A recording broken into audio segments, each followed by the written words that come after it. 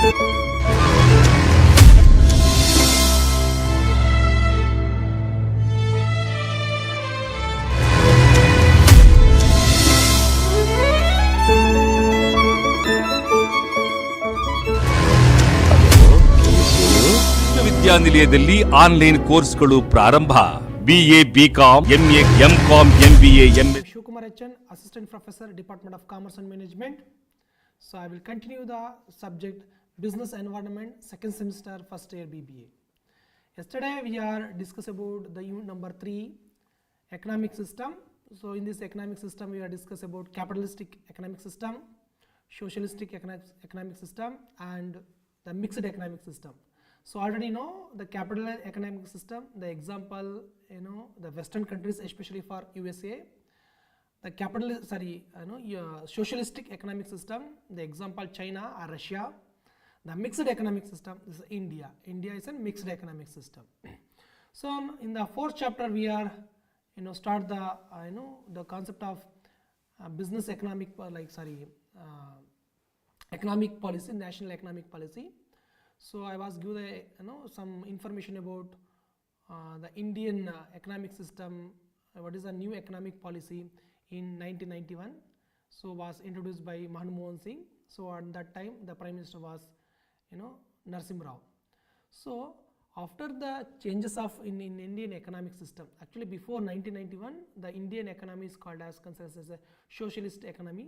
So after 1991 the Indian economy rapidly shift into the social economic to a mixed economy.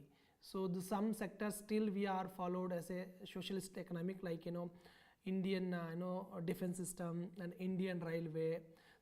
Some essential services we are followed the social economic system, but most of the sector now it is under the capitalist economic system. I think now some business operations, especially for in railway, even defense also, we are conduct the business through a public private partnership, like public partnership mode. Like some equipments are manufacturing with the collaboration with the other private entrepreneurs like Tata and Reliance and Ambani, like Adani groups and all. So now before understanding the economic system, so what is the current economic position of the India right now, the features of Indian economy. So the first features, the Indian economy still we are based on agriculture economy, but right now almost all the 50% of the population still they are basically depends on the agriculture. But compared to independence, like in 1947 the dependency of agriculture more than 75%, but right now it has reduced to the 50%. But right now the total GDP of the Indian economy, the 20% contributions from the primary sector. The primary sector is nothing but is agriculture, but agriculture is the backbone economy of the nations. So agriculture provide the food security for the entire nation. Really we are very happy. The reason is the India is one of the largest populations, almost all 140 crores populations there. So now completely we are not depend any nations, especially for food completely independent agidi. The reason is because of agriculture. Nam agriculture strong ide, so that's the reason still we are independent. So now is to like 140 crores populations there is to populations iddu saha. So we are export the agriculture product, right? Like for example we are export the rice, we are export the oil, we are export the some sambara, like so almost all the agriculture product we export. So the reason is India is basically is an agriculture based nation. So that's the reason the Indian economy will be depends on the agriculture. Then second one, that is called as industry.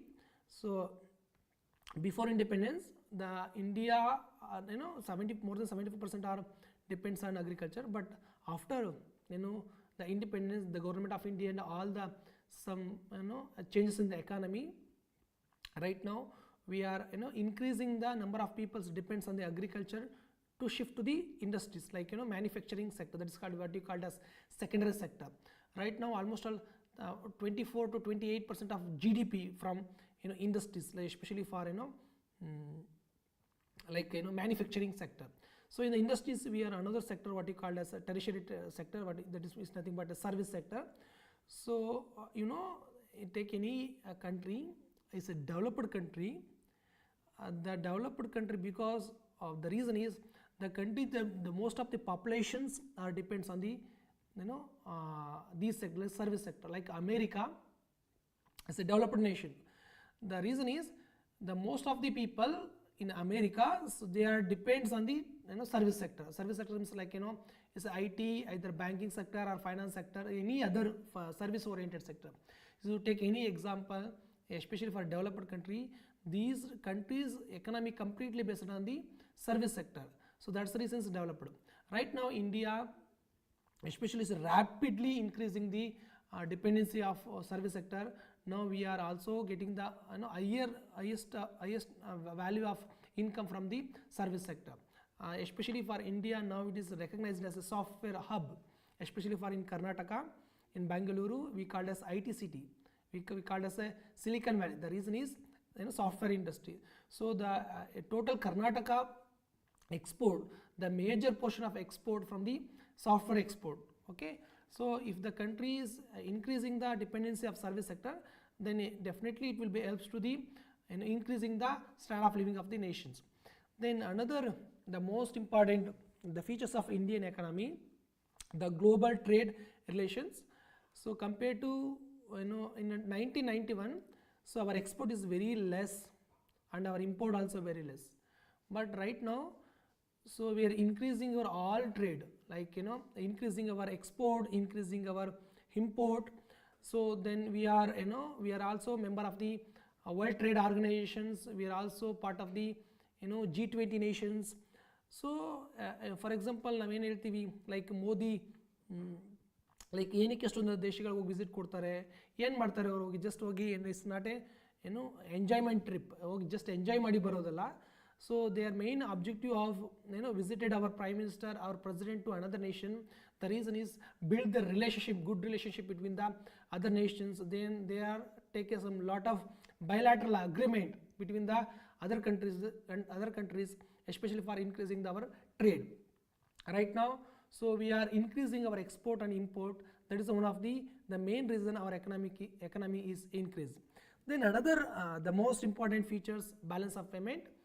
Now we are happy in 1991 ನಮ್ಮ position ಹೇಗಿತ್ತಂದರೆ almost all like our balance of payment turnover, like what you call as turnover, like only for 15 days ಮಾತ್ರ ನಾವು eligible ಇತ್ತು. ಅಂದರೆ 15 days ಆದ ನಂತರ ನಮ್ಮ forex reserve schedule is 0 ಬರ್ತಾ ಇತ್ತು. ನಾವು ಯಾವುದೇ ಪ್ರಾಡಕ್ಟ್ನ ಬೈ ಮಾಡಲಿಕ್ಕೆ ಆಗ್ತಾ ಇರಲಿಲ್ಲ. Like we are not import any product from the outside. Like ಇವಾಗೇನು ಶ್ರೀಲಂಕಾ ಪೊಸಿಷನ್ ಇದೆ, ಸೇಮ್ ಪೊಸಿಷನ್ ನಾವು ಯಾವಾಗಿದ್ವಿ 1991ನಲ್ಲಿದ್ವಿ. ಎಸನೋ, ಬಟ್ ಇವತ್ತು ನಮ್ಮ balance of payment is very rapidly increase ಆಗಿದೆ. So our forex reserve almost all $600 billion American dollar, $600 billion American dollar. So ವರ್ಲ್ಡಲ್ಲಿ 4th largest forex ರಿಸರ್ವ್ನ ಇಟ್ಟಿರೋ nation that is called as India ಅಂತ ಹೇಳ್ತೀವಿ. The reason is, so ನಮ್ಮದು like balance of ಪೇಮೆಂಟಲ್ಲಿ current account and like capital account ಇದೆ. Current account is related to buying and selling of export and import, that is called as like a current transactions. ನಮ್ಮದು still current account deficit ಇದೆ. The reason is our export is less than import. Import ಜಾಸ್ತಿ ಇದೆ ಎಕ್ಸ್ಪೋರ್ಟ್ಗಿಂತ. That's the reason our current account is a deficit, but our capital account is surplus. The reason is we are attract the more FDA. Okay, FDA ಜಾಸ್ತಿ ಬರ್ತದೆ, ಹಾಗಾಗಿ ನಮ್ಮದು. Then another one thing is foreign remittance, means the most of the peoples, and especially for Arabic countries and even USA and Western countries, so many peoples are working is in basically from Indians. They are sending the money to India, they are investment in India. So that's the reason our balance of payment is in surplus. Then right now we are have almost all $600 billion American dollar. So it is the 4th largest forex reserve in the world. The first, that is China, because the China is export is more compared to Indian export. The forex reserve you should be keep it in is nothing but you should be keep it the currency other than Indian currency, that is called as forex reserve. So the forex reserve is maintained by RBI. Okay, RBI ಏನು ಮಾಡ್ತದೆ ಈ forex ರಿಸರ್ವ್ನ maintain ಮಾಡ್ತದೆ. So that is the related to balance of payment. We are happy. So ಇವಾಗ China ಏನು problem ಆಗಿದೆ ಅರ್ಥ ಆಗ್ತಾ ಶ್ರೀಲಂಕಾ ಏನು ಪ್ರಾಬ್ಲಮ್ ಆಗಿದೆ, ದ ರೀಸನ್ ಈಸ್ ಚೈನಾದಲ್ಲಿ ಏನಾಗಿದೆ ಶ್ರೀಲಂಕಾದಲ್ಲಿ ಏನಾಗಿದೆ ಬ್ಯಾಲೆನ್ಸ್ ಆಫ್ ಪೇಮೆಂಟ್ ಡಿಫಿಸಿಟ್ ಇದೆ. ಬ್ಯಾಲೆನ್ಸ್ ಆಫ್ ಪೇಮೆಂಟ್ ಡಿಫಿಸಿಟ್ ಆಗ್ತಾನಾಗಿದೆ. ನಮ್ಮದು ಫಾರೆಕ್ಸ್ ರಿಸರ್ವ್ ಝೀರೋಗೆ ಬಂದರೆ ನಾವು ಯಾವುದೇ ಶ್ರೀಲಂಕಾದಲ್ಲಿ ಇವಾಗ they not able to import any crude oil ಏನನ್ನು ಇಂಪೋರ್ಟ್ ಮಾಡ್ಕೊಳ್ತಾರೆ. ಯಾಕೆಂದರೆ ಅವ್ರ ಹತ್ರ ಕರೆನ್ಸಿ ಇಲ್ಲ ಅವ್ರ ಕರೆನ್ಸಿ ಇದೆ. But for example I want to purchase the product from U S ಯಾವುದ್ರಲ್ಲಿ ಪರ್ಚೇಸ್ ಮಾಡ್ತೀರಾ, you should be pay in the form of American dollar. ನಿಮ್ಗೆ ಅಮೆರಿಕನ್ ಡಾಲರ್ ಹೆಂಗೆ ಬರ್ತದೆ, so when you sale the goods to America, so you receive the American currency. So ಈ ರೀತಿ forex reserve ಇಟ್ಕೋಬೇಕು. So forex reserve ಇಲ್ಲ ಅಂತಂದರೆ you are not able to import any product from the outside the India. So ನಾವು we are very happy. We have almost all $600 American forex reserve. So our RBI also planned for currency fluctuation ಆಗ್ತದೆ, price fluctuation ಆಗ್ತದೆ, ಇದರಿಂದ burden ಆಗ್ತದೆ ಅಂತ ಹೇಳಿ ಏನು ಮಾಡಿದ್ದಾರೆ. So ನಾವು they go for another mode of forex reserve in the form of gold. 5 to 6 months back ಒಂದು ನ್ಯೂಸ್ ಇತ್ತು, almost all India 2 lakh ton I think ton of ಗೋಲ್ಡನ್ನು ಪರ್ಚೇಸ್ ಮಾಡ್ತಾ ಇದೆ ಅಂತಾರೆ. ಸೊ ಆ ಗೋಲ್ಡನ್ನು ಪರ್ಚೇಸ್ ಮಾಡ್ತಿದೆ ಅಂತಂದರೆ it's not for the use for in a domestic purpose. So this the reason is to keep in the forex reserve keep in the form of gold. So ಅದಕ್ಕೋಸ್ಕರ ಅದನ್ನು maintain ಮಾಡಿದ್ದಾರೆ. Okay, then another most important the Indian economy is called as income and poverty. ನಾವು independence ಆಗಿದ್ದಾಗ ನೀವು ಗೊತ್ತಿರ್ಬೋದು is an very actually now we are a very rich resource, but the reason is we are less income. Right now the economy activities are increased, our income total income of the nations increase, then per capita income is also increasing. But in India what is the problem is then the rich people will be reaching, then the poor still they are poor. So according to the 2022 survey, almost all still 32% of the total population still they are below poverty line. Okay, then at the same time ನೋಡಿ ಇಡೀ ವರ್ಲ್ಡಲ್ಲಿ ಶ್ರೀಮಂತರು ಇಂಡಿಯಾದಲ್ಲೇ ಜಾಸ್ತಿ ಇದ್ದಾರೆ. At the same time highest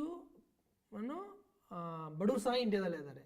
okay, right now as per the data 32% of the peoples still they are below the poverty line. Okay, so that is right now the condition. Then another Indian economy that is called as FDA, foreign direct investment. So before 1991 ಇಂಡಿಯಾದಲ್ಲಿ foreign direct ಇನ್ವೆಸ್ಟ್ಮೆಂಟ್ಗೆ restriction ಇತ್ತು. ಯಾವುದೇ ಸೆಕ್ಟರಲ್ಲಿ ಇಂಡಿಯಾಗೆ ಬೇರೆ ದೇಶದ invest ಮಾಡಬೇಕಾದ್ರೆ lot of restrictions ಇತ್ತು, permissions ಇತ್ತು. But after 1991 we are open up our economy, we are privatization our sectors. That's the reason highest FDA ಇಂಡಿಯಾಗೆ ಬರ್ತಾ ಇದೆ. ಇಂಡಿಯಾಕ್ಕೆ ನಾನು ನಿನ್ನೆ ಹೇಳಿದೆ, ಇಂಡಿಯಾಕ್ಕೆ ಹೈಯೆಸ್ಟ್ FDA ಬರ್ತಿರೋದು ಒಂದು ಮಾರಿಸಸ್ ಮತ್ತು ಇನ್ನೊಂದು ಸಿಂಗಾಪುರ್. ಮಾರಿಸಸ್ ಮತ್ತು ಸಿಂಗಾಪುರಿಂದ ಯಾಕೆ ಬರ್ತದೆ, because of bilateral agreement between the Mauritius and Singapore. After Covid ಮತ್ತು some economical crisis in China right now last 6 months ಬರ್ತಾರೋ ಡೇಟಾ ಪ್ರಕಾರ ಹೈಯೆಸ್ಟ್ ಮೊದಲು ಶಿಫ್ಟಿಂಗ್ ಆಗ್ತದೆ. ದ ಚೈನಾ ಯಾಕೆ ಡೆವಲಪ್ ಆಯಿತು, why is China is developed. So western ಕಂಟ್ರೀಸ್ಗಳೆಲ್ಲ ತೊಗೊಂಡೋಗಿ ಎಲ್ಲಿ ಇನ್ವೆಸ್ಟ್ ಮಾಡೋದು, ಚೈನಾದಲ್ಲಿ ಇನ್ವೆಸ್ಟ್ ಮಾಡೋದು. Most of the companies they are investment China. ಯಾಕೆಂದರೆ ಚೈನಾ ಪಾಪ್ಯುಲೇಷನ್ ಜಾಸ್ತಿ ಇತ್ತು, ಆ ರಿಸೋರ್ಸ್ ಚೆನ್ನಾಗಿದೆ ಅಂತೇಳಿ ಇನ್ವೆಸ್ಟ್ ಮಾಡಿದ್ರು. ಬಟ್ ಆಫ್ಟರ್ ದಿ ಇವಾಗ ಲಾಸ್ಟ್ 6 months ನೀವು ಡೇಟಾ ನೋಡ್ತಾ ಇರ್ಬೋದು, ಚೈನಾ ಎಕನಾಮಿಕ್ ಕ್ರೈಸಿಸ್ ಆಗ್ತಾ ಇದೆ. ಚೈನಾದಲ್ಲಿ ಅಷ್ಟೊಂದು ಸ್ಟೇಬಲ್ ಮಾರ್ಕೆಟ್ ಇಲ್ಲ ಅಂತ ಹೇಳ್ತಾ ಇದ್ದಾರೆ. So China is not profitable ಅಂತ ಇದ್ದಾರೆ. So now what is the other opportunity, what is the other way that is only for India. So right now we are the huge amount of FDA na receive ಆಗ್ತಾ ಇದೆ. Before 1991 FDA na restrictions ಇತ್ತು, but ಇವಾಗ open up ಆಗಿದೆ. Even insurance ಸೆಕ್ಟರ್ಗೂ ಸಹ more than 51% hello ಮಾಡ್ತಾ ಇದ್ದೀವಿ. ಕೆಲವೊಂದು ಸೆಕ್ಟರ್ಸನ್ನು ಬಿಟ್ಟು ರಿಮೈನಿಂಗ್ ಎಲ್ಲ ಸೆಕ್ಟರನ್ನು ಓಪನ್ ಮಾಡಿದ್ದೀವಿ. ಡಿಫೆನ್ಸ್ ಸಿಸ್ಟಮ್, ಕೆಲವು ಸಿಸ್ಟಮ್ಸ್ಗಳಿಗೆ some percentage of FDA restriction ಮಾಡಿದ್ದೀವಿ. ಬಟ್ ರಿಮೈನಿಂಗ್ ಆಲ್ FDA ನಾವು ಓಪನ್ ಅಪ್ ಮಾಡಿದ್ದೀವಿ. ಯಾವುದೇ ದೇಶರು ಇಂಡಿಯಾದಲ್ಲಿ ಇನ್ವೆಸ್ಟ್ ಮಾಡ್ಬೋದು. ಬಟ್ ಲಾಸ್ಟ್ ಲೈಕ್ ಒಂದು 4 to 6 months ಬ್ಯಾಕ್ ಚೈನಾವನ್ನು ಮಾತ್ರ ಅವಾಯ್ಡ್ ಮಾಡಲಿಕ್ಕೋಸ್ಕರ ಏನು FDAಲಿ ಸಮ್ ರೂಲ್ಸನ್ನು ತಂದ್ವಿ. ಅಂದರೆ ಇಂಡಿಯನ್ ನೈಬರಿಂಗ್ ಕಂಟ್ರೀಸ್ ಯಾವಿದೆ, ಲೈಕ್ ನೈಬರೀಸ್ ಲೈಕ್ ಬಾರ್ಡರ್ಸ್ ಯಾವಿದೆ ಅಲ್ಲಿಂದ FDAಯನ್ನು ತೊಗೋಬೇಕಾದ್ರೆ you should be take the permission from the government. ಅದ್ರ ಬಿಟ್ಟು ಬೇರೆ ಎಲ್ಲ ದೇಶಗಳಿಗೂ they can easily investment in India. Okay, that is related to foreign direct investment. So another one, the Indian economy, that is called as employment. Okay, the employment is one of the most biggest problem in the nation. ನೋಡಿ total populations ಅಲ್ಲಿ like youngest generation all the world ಅಲ್ಲಿ compare ಮಾಡಿದ್ರೆ the young generation ಏನು, young generation means who are eligible to earn the money, generate the income. That means 18 to 50 years ಈ generations ಏನಾಗ್ತದೆ like they are generate the money, like less than 18 years, so they are depends on the parents. So retired ಆಗಿರೋರು they are depends on their childrens. So but in between the 18 to 50 years they peoples are eligible, they are able to generate the revenue, generate the income. But ಇಂಡಿಯಾದಲ್ಲಿ ತುಂಬ populations ಇದೆ, like younger generation ಇದೆ. But what is the problem in India? The employment. Like ನಾವು ದುಡಿಯೋಕ್ಕೆ ready ಇದ್ದೀವಿ but ದುಡಿಯೋಕ್ಕೆ ಕೆಲಸ ಇಲ್ಲ. So what is the problem in India? The biggest problem is employment. So unemployment ತುಂಬ ಜಾಸ್ತಿ ಇದೆ. ಸೊ ಎಂಪ್ಲಾಯ್ಮೆಂಟನ್ನು ಕ್ರಿಯೇಟ್ ಮಾಡಲಿಕ್ಕೆ ಏನು ಮಾಡಬೇಕಾಗುತ್ತೆ? The government take lot of programmes. The government attract the investors. What is the reason? Not only for invent the investors, not only for the business. So once the company invests in India, it's also generate the employment. So that's the reason the government red ಕಾರ್ಪೆಟಲ್ಲಿ ಯಾಕೆ ಎಂಪ್ಲಾಯೀಸ್ಗಳನ್ನು like ಎಂಪ್ಲಾಯರ್ಗಳನ್ನ ಯಾರನ್ನ foreign ಡೈರೆಕ್ಟರ್ಸ್ನ invest ಮಾಡ್ತಾರೆ. Reason is create the job opportunities. ಇಂಡಿಯಾದಲ್ಲಿ main like ಯಾವುದೇ ಗೌರ್ಮೆಂಟಲ್ಲಿ ಆದರೂ ಅಷ್ಟೇ ಈಗ ಮೇಯ್ನ್ ಪ್ರಾಬ್ಲಮ್ ಇರೋದು ಈಗ ಎಂಪ್ಲಾಯಬಿಲಿಟಿ. ಲೈಕ್ ನೀವು ಬೇರೆ ದೇಶಗಳಲ್ಲಿ ಲೈಕ್ ಏನು ಆಸ್ಟ್ರೇಲಿಯಾ ಕೆನಡಾಗೆ ತೊಗೊಂಡ್ರೆ ಅಲ್ಲಿ ಪಾಪ್ಯುಲೇಷನ್ಸ್ ಕಡಿಮೆ, ಅಲ್ಲಿ ವರ್ಕರ್ಸ್ ಇಲ್ಲ. ಬಟ್ ಇಂಡಿಯಾದಲ್ಲಿ ವರ್ಕರ್ಸ್ ಇದ್ದಾರೆ. ದ ರೀಸನ್ ಈಸ್ ಇಲ್ಲಿ ನಮಗೆ ಎಂಪ್ಲಾಯಬಿಲಿಟಿ ಇಲ್ಲ. ಸೊ ಇಲ್ಲಿ ಎರಡು ಪ್ರಾಬ್ಲಮ್ಸ್ ಬರ್ತದೆ. ಒಂದು ಲ್ಯಾಕ್ ಆಫ್ ಸ್ಕಿಲ್ ಇದೆ. ನಮ್ಮ Indian like education system is based on like marks card oriented. ಎಲ್ಲ ಪಾಸ್ ಆಗಿದ್ದೀವಿ, ಡಿಗ್ರಿ ಆಗಿದೆ, we are graduate, but still we are not able to get the job. What is the reason? The reason is unskilled. So we are certificate but we are not skilled employee. So ನೋಡಿ like why Indian especially for software industries develop ಆಗಿದೆ. So compare to ಇಂಡಿಯಾಕ್ಕೆ America compare ಮಾಡಿದ್ರೆ, so ಇಂಡಿಯಾದಲ್ಲಿ ಸಾಫ್ಟ್ವೇರ್ಗಳಿಗೆ ಕೊಡೋ salary ತುಂಬ ಕಡಿಮೆ. ನಾವು ಅನ್ಕೋತೀವಿ softwares they are getting 1 lakh 2 lakh. ನೀವು ಅಮೇರಿಕಾ ಹೋದರೆ ಅದೇ ಅವರು 30 lakh 40 lakh ಕೊಡಬೇಕಾಗುತ್ತೆ.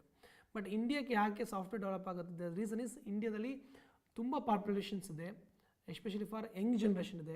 ಸೊ ಅದಕ್ಕೋಸ್ಕರ ಸರ್ವಿಸ್ ಸೆಕ್ಟರ್ಗಳು ಇಂಡಿಯಾಕ್ಕೆ ಬರ್ತಾ ಇದೆ, ಎಸ್ಪೆಷಲಿ ಫಾರ್ ಸಾಫ್ಟ್ವೇರ್ ಇರ್ಬೋದು. ಸೊ ಯಾಕೆ ಬರ್ತದೆ? ಬಿಕಾಸ್ ಆಫ್ ಸೊ ಅಮೇರಿಕಾದಲ್ಲಿ ಎಷ್ಟು ಎಕ್ಸ್ಪೆನ್ಸ್ ಇದೆ ಅದರಲ್ಲಿ 20% ಆಫ್ ಎಕ್ಸ್ಪೆನ್ಸ್ ಇಂಡಿಯಾದಲ್ಲಿ ಆಗುತ್ತೆ. ಸೊ ಅದಕ್ಕೋಸ್ಕರ ಇಂಡಿಯಾಕ್ಕೆ ಹೈಯೆಸ್ಟ್ ಸರ್ವಿಸ್ ಸೆಕ್ಟರ್ ಇಂಡಸ್ಟ್ರೀಸ್ಗಳು ಶಿಫ್ಟಿಂಗ್ ಆಗ್ತಾಯಿದೆ. Then another one Indian economy that is called as education. Like right now we are increasing our literacy rate. Almost 70 or 75% ಇದೆ ಇವಾಗ. But at the same time educations like in the last 2021, so the government of India introduced the new education policy. So new education policy ನ ಯಾಕೆ introduce ಮಾಡಿದ್ರು? So why they are introduced the new education policy? I think now you are also studied under the new education policy. What is the reason?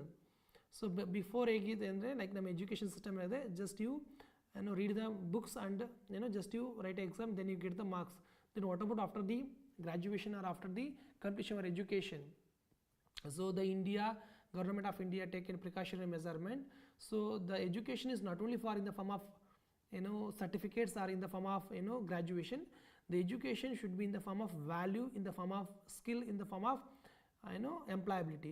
So by graduate ಆದರೆ ಅವನಿಗೆ basically ಏನಿರಬೇಕು, ಅವನಿಗೆ ಒಂದು values ಇರಬೇಕು, ಜೊತೆಗೆ skill ಇರಬೇಕು. ಆ skill ಓರಿಯೆಂಟೆಡ್ಗೋಸ್ಕರ ಇವಾಗ ಅಂದರೆ ನಮ್ಮ ನ್ಯೂ ಎಜುಕೇಷನ್ ಪಾಲಿಸಿಯಲ್ಲಿ ಸ್ಕಿಲ್ ಓರಿಯೆಂಟೆಡ್ ಕೋರ್ಸ್ಗಳಿಗೆ, ಸ್ಕಿಲ್ ಬೇಸ್ಡ್ ಪ್ರಾಕ್ಟಿಕಲ್ ಓರಿಯೆಂಟೆಡ್ ಎಜುಕೇಷನ್ಸ್ಗೆ ನಾವು ಫಾಲೋ ಮಾಡ್ತೀವಿ. The reason is the once you educated in the form of skills, then the employability will also, unemployment problems also solved. That's the reason we are shifting to the practical education system.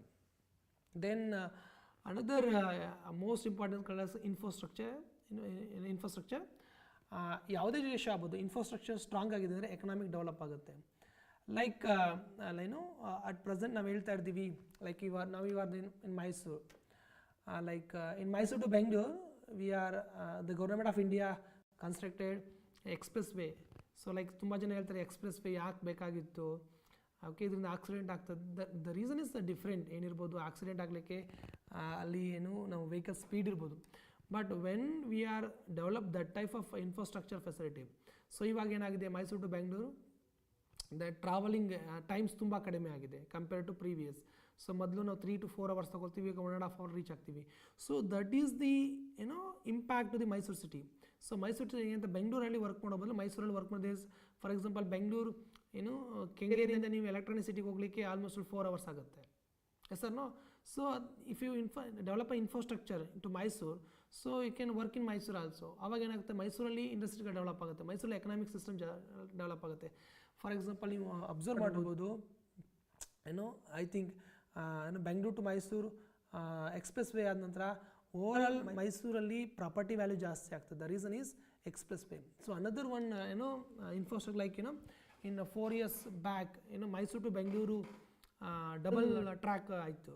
So ಮೊದಲು railway ಏನಿತ್ತು ಅಂದರೆ almost we take 3 hours, ನಾವು we can reach within 1.5 hour.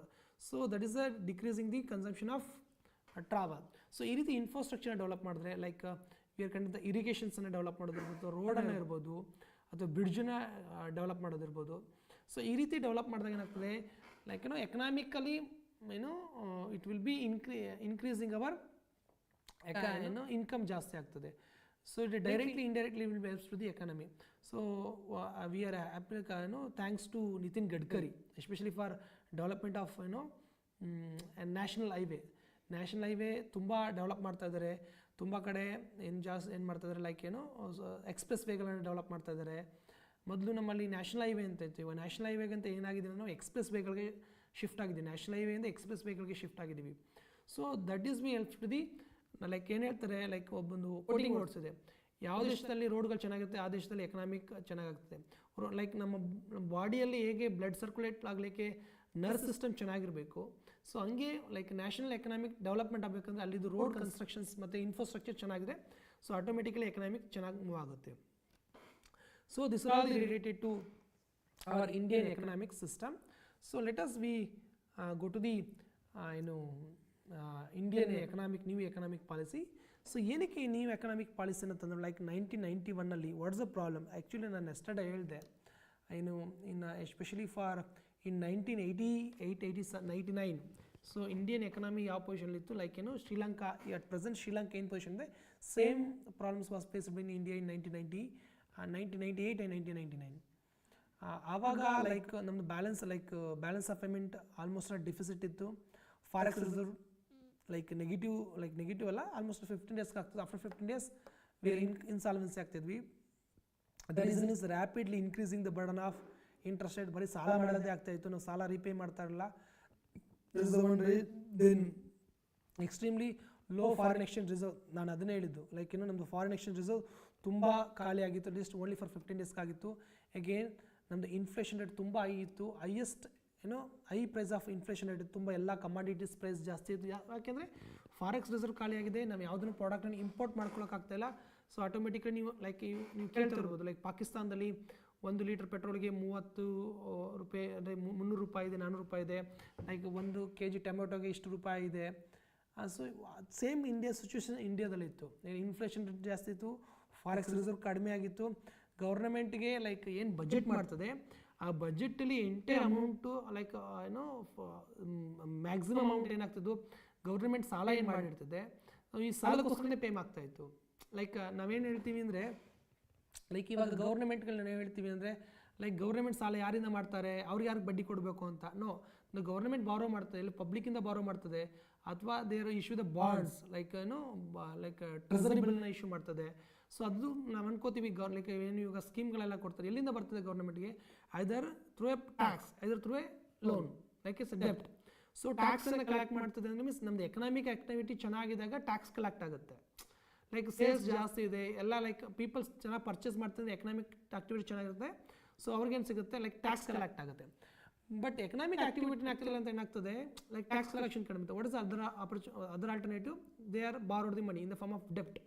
So ಏನಾಗಿರ್ತದೆ, ನಾವು ಯಾವಾಗ ಈ ರೀತಿ unnecessary like free ಸ್ಕೀಮ್ಸ್ಗಳನ್ನ ಕೊಡ್ತಾ ಹೋಗ್ತೀವಿ, ಸೊ ಆವಾಗ ಏನಾಗ್ತದೆ, ಇಟ್ ವಿಲ್ ಬಿ ಇಂಪ್ಯಾಕ್ಟ್ ಏನು ಎಕನಾಮಿಕ್ ಆಕ್ಟಿವಿಟಿ ಮೇಲೆ ಇಂಪ್ಯಾಕ್ಟ್ ಆಗುತ್ತೆ. ಸಾಲ ಜಾಸ್ತಿ ಮಾಡಿದಾಗ again is burden for the government. So ಆ ಟೈಮಲ್ಲಿ ಏನಾಯ್ತು ಅಂದರೆ, ಸೊ ಬರೀ ನಾವು ಏನು ಗೌರ್ಮೆಂಟ್ ಬಜೆಟಲ್ಲಿ ಮ್ಯಾಕ್ಸಿಮಮ್ ಅಮೌಂಟ್ ಏನಾಗುತ್ತೆ ಬರೀ ಇಂಟ್ರೆಸ್ಟ್ ಪೇಮೆಂಟ್ಗೆ ಆಗ್ತಾಯಿತ್ತು, ಅವರ ಫಾರೆಕ್ಸ್ ರಿಸರ್ವ್ ಕಡಿಮೆ ಆಗಿತ್ತು, ಅವ್ರ ಇನ್ಫ್ಲೇಷನ್ ಜಾಸ್ತಿ ಇತ್ತು. ಸೊ ಎಕನಾಮಿಕ್ ತುಂಬಾ ವರ್ಸ್ಟ್ ಕಂಡೀಷನ್ ಇತ್ತು. ಸೊ ಆವಾಗ ಅವಾಗ ಪ್ರೈಮ್ ಮಿನಿಸ್ಟರ್ ಆಗಿದ್ದು ನರಸಿಂಹ ಅವರಾಗಿದ್ದರು. ಅವರು ಮನಮೋಹನ್ ಸಿಂಗ್ ನಾನು ಹೇಳ್ದಂಗೆ RBIನ ಗವರ್ನರ್ ಆಗಿದ್ದರು. ಯಾರು? ಮನಮೋಹನ್ ಸಿಂಗ್ ಅವರನ್ನ ಫೈನಾನ್ಸ್ ಮಿನಿಸ್ಟರ್ ಆಗಿ ಅಪಾಯಿಂಟ್ ಆಗಿದ್ರು. ಸೊ ಅವರು ಲೈಕ್ ದೆನ್ ಇದು IMF ಲೈಕ್ ನಾವು IMF ಇಂದ ಸಾಲ ತರಬೇಕು ಅಂತಂದರೆ like IMF give the some assistance for the balance of payment ಕ್ರೈಸಿಸನ್ನು ಹೊರಗಡೆ ಬರಲಿಕ್ಕೆ. But it should be follow the IMF guidelines. So India ಒಪ್ಕೊಳ್ತು IMF ರೂಲ್ಸ್ ಆ್ಯಂಡ್ ರೆಗ್ಯುಲೇಷನ್ ಒಪ್ಕೊಂಡು. So we are open our economy, that is called as LPG, globalisation, liberalisations and privatisation. So like then new education like new economic ಪಾಲಿಸಿಯನ್ನು ತಂದ ಮೇಲೆ what is the impact ಏನಾಯಿತು? Reduce the government deficit. Like government ಏನು ಮೊದಲೇನಿತ್ತು ಬರೀ like ಸಾಲ ಮೇಲೆ like ಟ್ಯಾಕ್ಸ್ಗಿಂತ ನಮ್ಮ expenses ಜಾಸ್ತಿ ಆಗ್ತಾಯಿತ್ತು. ಸೊ ಯಾವಾಗ ನಾವು LPGಯನ್ನು ಅಡಾಪ್ಟ್ ಮಾಡ್ಕೊಂಡ್ವಿ ಇನ್ 1991 ರ್ಯಾಪಿಡಾಗಿ ಏನಾಗ್ತದೆ, ನಮ್ಮದು government deficit still we are deficit. ನಮ್ಮ ಬಜೆಟ್ ಏನಿದೆ like central government state government still we are deficit. But the ratio the deficit decrease ಆಗಿದೆ, ಅಷ್ಟೊಂದು ಡಿಫಿಸಿಟ್ ಡಿಕ್ರೀಸ್ ಆಗಿದೆ. Then reduce the current account deficit, that is the most. In the balance of ಪೇಮೆಂಟಲ್ಲಿ ನಾನು ಹೇಳಿದೆ current account and capital account ಇದೆ. Current account deficit ಯಾವಾಗ? When your export is less than import ಜಾಸ್ತಿ ಇದ್ದು export ಕಡಿಮೆ ಆದಾಗ ಕರೆಂಟ್ ಅಕೌಂಟ್ ಡೆಫಿಸಿಟ್ ಇರ್ತದೆ. So when you are open up our economy, ನಮ್ಮದು ರ್ಯಾಪಿಡಾಗಿ ಏನಾಯ್ತು ಅಂದರೆ ಎಕ್ಸ್ಪೋರ್ಟ್ ಜಾಸ್ತಿ ಆಗ್ತಾ ಹೋಗ್ತು, ಇಂಪೋರ್ಟ್ ಕಡಿಮೆ ಆಗ್ತಾ ಹೋಗ್ತು. ಬಟ್ ಡಿಫಿಸಿಟ್ ಬಟ್ ಅಂದರೆ ಅಷ್ಟೊಂದು ಡಿಫಿಸಿಟ್ ಸ್ವಲ್ಪ ಕಡಿಮೆ ಆಯಿತು. Then our GDP also increasing. Like ನಾವು 1991 ಆದಮೇಲೆ ನಮ್ಮ GDP ತುಂಬ ಗ್ರೋತ್ ಆಯಿತು. ಎಸ್ಪೆಷಲಿ ಫಾರ್ ಇನ್ 1998 ಆದ ನಂತರ ನಮ್ಮ GDP ಆಲ್ಮೋಸ್ಟ್ ಅವರೇಜ್ 6 to 7% ಇದೆ. ಸೊ ಅದಕ್ಕೋಸ್ಕರ ಇಂಡಿಯನ್ ಎಕನಾಮಿಸ್ ಸ್ಟ್ರಾಂಗ್. ನಿಮ್ಗೊಂದು ವಿಷಯ ಗೊತ್ತಿರಬೇಕು, India now is 5th largest economy in the world. First America, China, then Japan, then Germany. So ಅದು ಬಿಟ್ಟರೆ ಇಂಡಿಯಾನೇ ನೆಕ್ಸ್ಟ್. ನಾವು ಅಂದ್ಕೊಳ್ತಿದ್ವಿ ಲೈಕ್ ಮೋದಿ ಹೇಳ್ತಾ ಇದ್ದಾರೆ ನೆಕ್ಸ್ಟು 5 yearsಲ್ಲಿ ನಾವು 3rd largest economy in the world ಆಗ್ತೀವಿ ಅಂತ ಹೇಳ್ತಿದ್ದಾರೆ. ಸೊ ಬಟ್ ಇವತ್ತಿನ ಇಂಡಿಕೇಟರ್ ಹಂಗೆ ಲೈಕ್ ನಮ್ಮ GDP ಇರ್ಬೋದು, ನಮ್ಮ ಲೈಕ್ ಫಾರೆಕ್ಸ್ ರಿಸರ್ವ್ ಇವೆಲ್ಲನ ಇಂಡಿಕೇಶನ್ಸ್ ನೋಡಿದ್ರೆ ಲೈಕ್ ಟ್ರ್ಯಾಕ್ ರೆಕಾರ್ಡನ್ನು ನೋಡಿದ್ರೆ, so approximately in 6 years like if you proper ಪಾಲಿಸಿಯನ್ನು ಮಾಡಿದೆ ಗೌರ್ಮೆಂಟ್, ಈ ಫ್ರೀ ಸ್ಕೀಮ್ಸ್ಗಳೆಲ್ಲ ಸ್ವಲ್ಪ ಕಡಿಮೆ ಮಾಡಿ ಎಕನಾಮಿಕ್ ಡೆವಲಪ್ಮೆಂಟ್ಗೆ ಸ್ವಲ್ಪ ಫೋಕಸ್ ಆದರೆ, so definitely we can reach to 3rd largest economy in the world.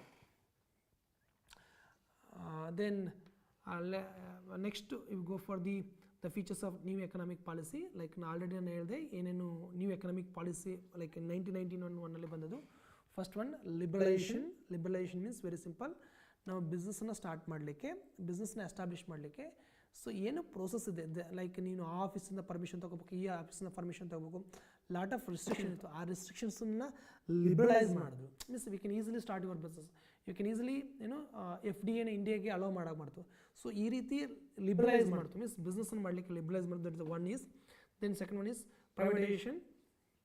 Like ಮೊದಲು ಏನಿತ್ತು ಅಂದರೆ almost all the main business is run by the government of India. Like ಎಲ್ಲ ಮೋಸ್ಟ್ ಆಫ್ ದಿ ಬಿಸ್ನೆಸ್ ಎಲ್ಲ run ಆಗ್ತಿದ್ದು government of ಇಂಡಿಯಾದಲ್ಲಿ. So ಆವಾಗ ಏನು ಮಾಡಿದೆ ಅಂದರೆ ಯಾವ ಇಂಡಸ್ಟ್ರೀಸ್ಗಳಿಗೆ ಲೈಕ್ ಕೆಲವು ಇಂಡಸ್ಟ್ರೀಸ್ಗಳನ್ನ ಪ್ರೈವೇಟೈಸೇಷನ್ ಮಾಡ್ತಾರೆ. Private of they can also investment in India. For example ಇವಾಗ ಏರ್ ಇಂಡಿಯಾ ಇರ್ಬೋದು. Air India ಮೊದಲೇನಿತ್ತು under the government ಇತ್ತು, ಬಟ್ ಇವಾಗ ಪ್ರೈವೇಟೈಸೇಷನ್ ಆಯಿತು. Like means is taken by the Tata group. Okay, so ಈ ರೀತಿ ಲೈಕ್ ಕೆಲವು ಇಂಡಸ್ಟ್ರೀಸ್ಗಳನ್ನ ಪ್ರೈವೇಟೈಸೇಷನ್ ಮಾಡ್ತು. ಮೀನ್ಸ್ ಪ್ರೈವೇಟ್ ಅವ್ರಿಗೂ ಸಹ ಆ ಬಿಸ್ನೆಸ್ನ ಮಾಡಲಿಕ್ಕೆ ಅಲೋ ಮಾಡಿದೆ. That is called as privatization. Then globalization. The globalization means it's nothing but our economy is open up to the all over the world. ನಮ್ಮ ಎಕಾನಮಿಯಲ್ಲಿ ಲೈಕ್ ಮಾರ್ಕೆಟ್ ಓಪನ್ ಅಪ್ ಆಯಿತು. Market open up ಆಯ್ತು ಅಂದರೆ it means ಇಂಡಿಯಾಕ್ಕೆ ಯಾರಾದರೂ invest ಮಾಡೋದು, India ಎಲ್ಲಿಗಾದ್ರು invest ಮಾಡೋದು. So ಈ ರೀತಿ ನಮ್ಮ ಎಕನಾಮಿ ಮೊದಲೇನಿತ್ತು ಕ್ಲೋಸರ್ ಎಕನಾಮಿ ಇತ್ತು, ನಾವು will be open economy. Open economy means so all over the global is consist single market, that is called as globalization. Then so another that is the main three, that is called as liberalization, globalization and privatization.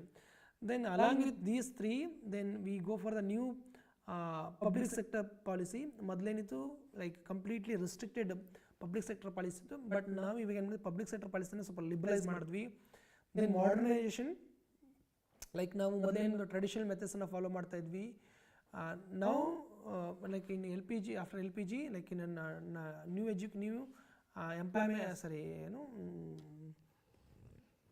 Economic policy. So modernization ಆಯಿತು, means ನಮ್ಮ like our agricultures modernization ಮಾಡ್ಕೊಂಡ್ವಿ, like ನಮ್ಮ ಇಂಡಸ್ಟ್ರೀಸ್ನ modernization ಮಾಡ್ಕೊಂಡ್ವಿ. ನಾವು ಇವತ್ತು ಯಾಕೆ IT sector ಎಷ್ಟು ಡೆವಲಪ್ ಆಗಿದೆ, ಬಿಕಾಸ್ ಆಫ್ ಮಾಡರ್ನೈಸೇಷನ್.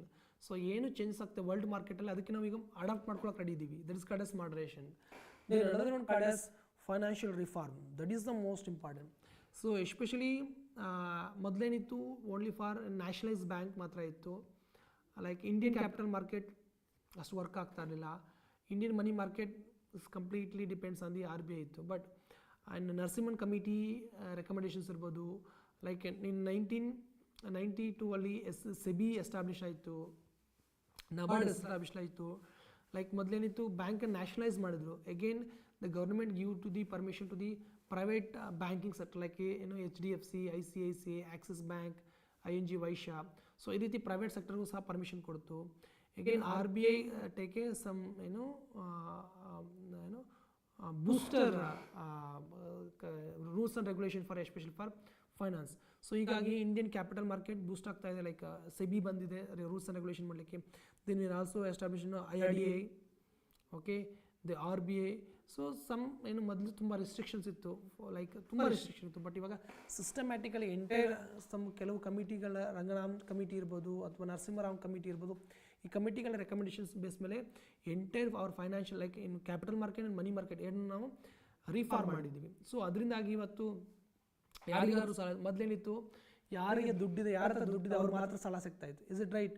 ಬಟ್ ಇವಾಗ ನಮಗೆಲ್ಲರೂ ಸಾಲ ಸಿಗ್ತದೆ. The reason, what is the reason? Because of the reform in financial sector.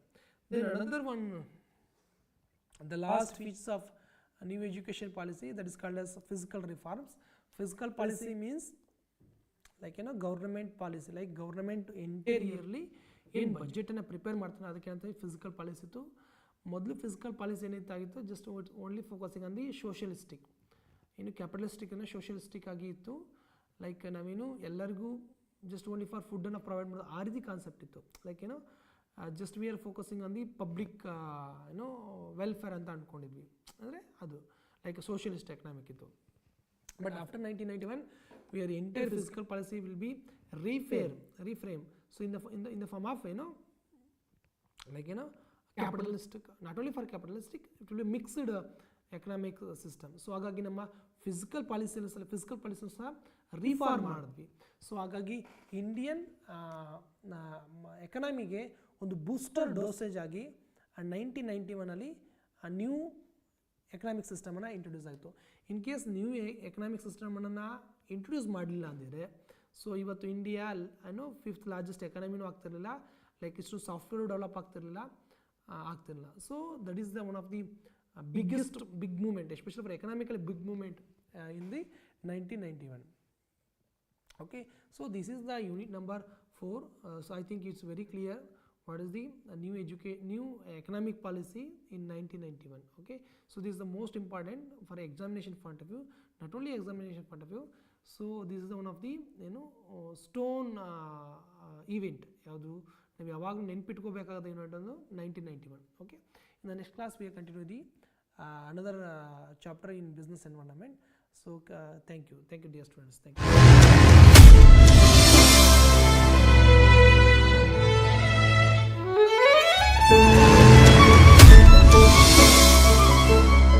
Hello, KSOU ವಿಶ್ವವಿದ್ಯಾನಿಲಯದಲ್ಲಿ ಆನ್ಲೈನ್ ಕೋರ್ಸ್ಗಳು ಪ್ರಾರಂಭ.